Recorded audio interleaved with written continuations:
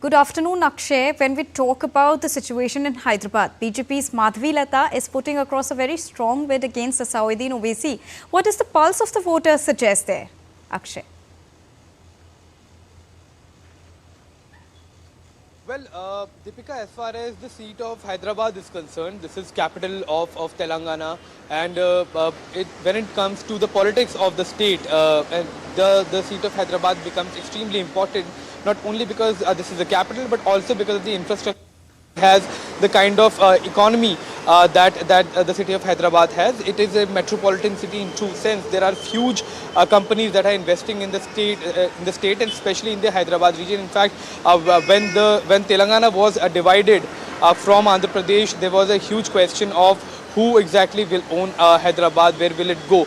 So it becomes extremely important. You have rightly mentioned that BJP's Madhavi Lata is showing some strong performance as far as the elections are concerned, but we have to understand the pattern of how Hyderabad has been voting consistently for the past several decades. In fact, the sitting member of parliament, Asauddin Owaisi, is from AIMIM, that is All India. That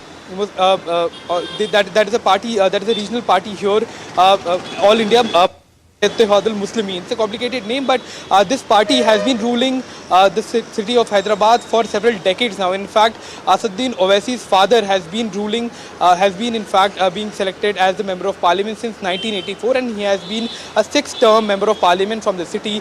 From 2004, Asauddin Owaisi, who is now the president of AIMIM, is the member of parliament. He has served as four-term member of parliament, is seeking a fifth term. So the way Hyderabad has usually voted is posing as a big challenge for the Bharatiya Janata Party and to other regional rivals as well. So that remains to be seen, that whether this time around, if BJP will be able to dislodge Mr. Owaisi, who has a strong support base in the city. Mr. Owaisi has been seen as a leader who has been well versed with the local issues, who has been